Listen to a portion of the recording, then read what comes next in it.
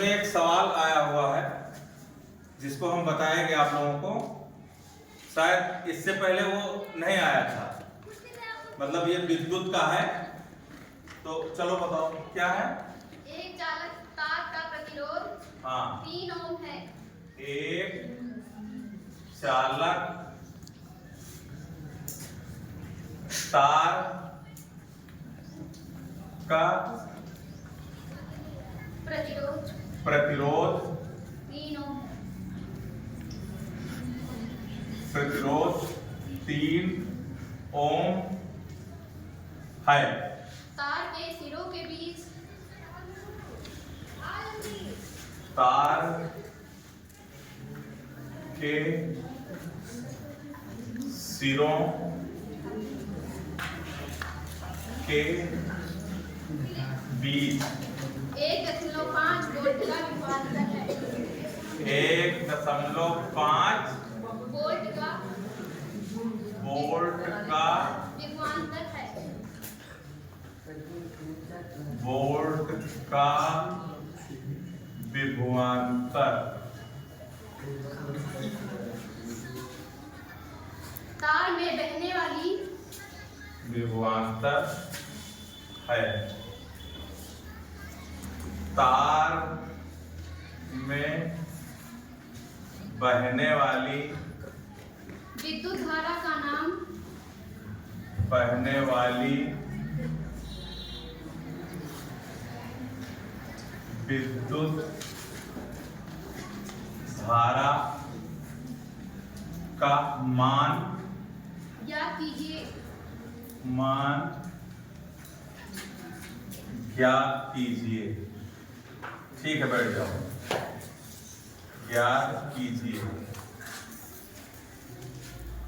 अब देखिए, इसमें एक चालक तार का प्रतिरोध 3 ओम है। तार के सिरों के बीच 1.5 वोल्ट का विभवांतर है। तार में बहने वाली विद्युत धारा का मान ज्ञात कीजिए। आप लोगों को हम पहले बता चुके हैं कि ओम किसका मात्रक है, तो प्रतिरोध का मात्रक है। प्रतिरोध को किससे प्रदर्शित करते हैं, यह भी हमने लिखवा दिया है आप लोगों को। फिर है 1.5 वोल्ट का विभवांतर। विभवांतर को किससे प्रदर्शित करते हैं, यह भी हमने बता दिया था। और इससे भी आप पकड़ सकते हैं कि क्या चीज दिया गया है, तो ये वोल्ट है। तो वोल्ट किसका मात्रक होता है, तो विभवांतर का मात्रक होता है। ऐसे ओम किसका मात्रक होता है, तो प्रतिरोध का मात्रक होता है। उसके बाद लिखा तार में बहने वाली विद्युत धारा का मान ज्ञात कीजिए। तो विद्युत धारा को किससे प्रदर्शित करते हैं, तो वो आपको जानना पड़ेगा, तभी सवाल लग पाएगा। तो विद्युत धारा को हम लोग जो है आई से प्रदर्शित करते हैं, ये बता चुके हैं हम। तो देखिए, सवाल लगाने के लिए कुछ चीजें जरूरी होती है, उसको जानना जरूरी है, वरना सवाल लग नहीं पाएगा। और सवाल लगाने से पहले आपको करना क्या होगा, सबसे पहले आपको लिखना है कि क्या चीज दिया गया है। सवाल में क्या क्या चीज दिया गया है और क्या चीज पूछ रहा है। मतलब सबसे पहले लिखेंगे क्या चीज दिया गया, फिर क्या पूछ रहा है, फिर सूत्र लिखेंगे और फिर उसमें मान रखेंगे, फिर सवाल लगाएंगे। ये होता है तरीका सवाल लगाने का। तो सबसे पहले हम देखेंगे कि क्या चीज इसमें सवाल में दिया गया है। तो दिया गया है एक चालक तार का प्रतिरोध 3 ओम है। तो यहां पे हम लिखेंगे प्रतिरोध।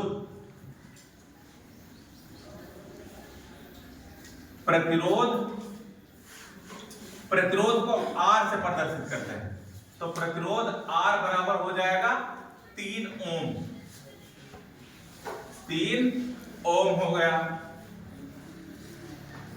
फिर लिखा है तार के सिरों के बीच 1.5 वोल्ट का विभवांतर। ठीक है, तो विभवांतर दिया गया है, तो यहां लिखो विभवांतर को प्रदर्शित करते हैं V से। आप लोगों को हम बता चुके हैं पहले। तो विभवांतर V बराबर हो जाएगा 1.5 वोल्ट। 1.5 वोल्ट। फिर जो है लिखा है तार में बहने वाली विद्युत धारा का मान ज्ञात कीजिए।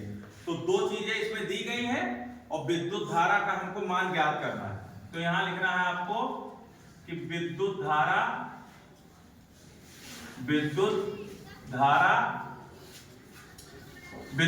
को I से प्रदर्शित करते हैं। तो विद्युत धारा I बराबर क्वेश्चन मार्क, मतलब ये हमको ज्ञात करना है, जो चीज ज्ञात करना रहता है उस पे क्वेश्चन मार्क का चिन्ह लगाते हैं। ठीक है, अब देखिए ये दिया गया, ये पूछ रहा है, अब आपको करना क्या है, अब इसमें देखना है कि विद्युत धारा हमको निकालना है। तो विद्युत धारा का सूत्र क्या होता है? तो विद्युत धारा का सूत्र हम आप लोगों को बता चुके हैं, लिखवा चुके हैं इससे पहले। तो विद्युत धारा का जो सूत्र होता है वो होता है, यहां पे लिखो, विद्युत धारा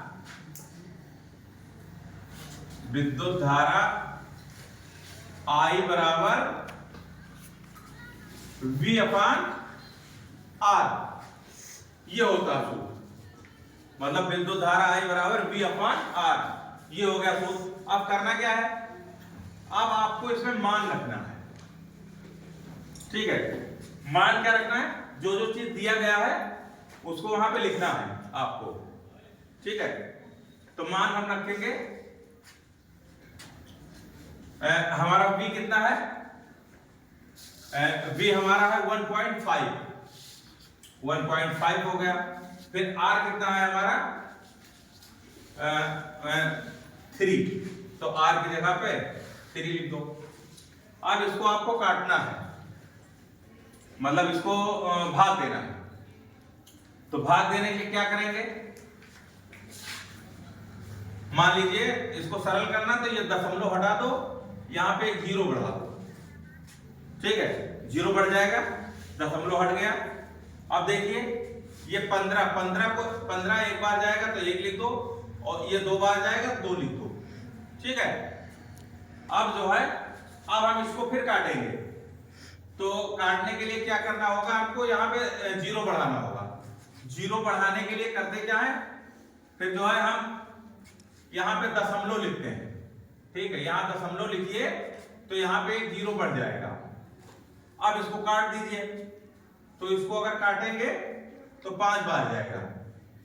ये मतलब आपका जो आएगा विद्युत धारा I बराबर आ जाएगा 0.5 एम्पियर। विद्युत धारा का जो मात्रक होता है वो होता है एम्पियर, और मात्रक लिखना बहुत जरूरी होता है। अगर मात्रक नहीं लिखोगे तो नंबर कट जाएगा। मान लीजिए अगर 4 नंबर का सवाल है और आपने मात्रक नहीं लिखा तो 3 नंबर मिलेगा, 1 नंबर काट दिया जाएगा। तो यहां आपको लिखना है, जो हमारा मान निकल के आया वो आ गया विद्युत धारा